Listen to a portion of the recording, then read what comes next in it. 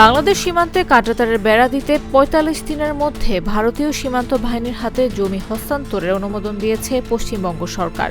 সোমবার রাজ্যের নতুন মুখ্যমন্ত্রী শুভেন্দু অধিকারীর নেতৃত্বাধীন সরকারের প্রথম মন্ত্রিসভার বৈঠকে এই সিদ্ধান্ত নেওয়া হয়েছে। বৈঠকে মুখ্যমন্ত্রী ছাড়াও উপস্থিত ছিলেন রাজ্যের মন্ত্রী দিলীপ ঘোষ, অগ্নিমিত্রা পাল, অশোক কীর্তিনিয়া, নিশীথ প্রামাণিক ও ক্ষুদিরাম টুডু। এদিন পশ্চিমবঙ্গের সচিবালয় নবান্ন সভাঘর থেকে মুখ্যমন্ত্রী শুভেন্দু বলেন, এটি আমাদের দেশের সুরক্ষার প্রশ্ন, পশ্চিমবঙ্গের সুরক্ষার প্রশ্ন।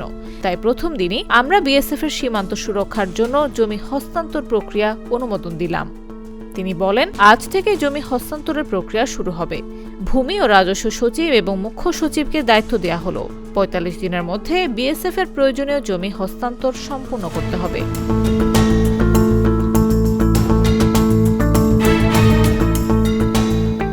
শুভেন্দু আরও বলেন, প্রধানমন্ত্রী বলেছিলেন সরকার গড়ার সঙ্গে সঙ্গেই আমরা আয়ুষ্মান ভারতের সঙ্গে যুক্ত হব। আজ থেকে আমরা আয়ুষ্মান ভারত প্রকল্পে যুক্ত হলাম।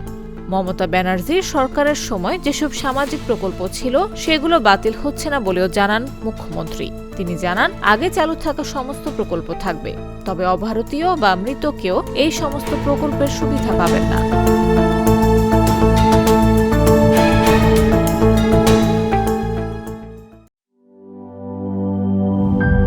ইউরোপ, এশিয়া, আমেরিকা, যেখানে যাই বিশ্বের ১৪৫টি দেশে আজ ফ্রুটো পাই।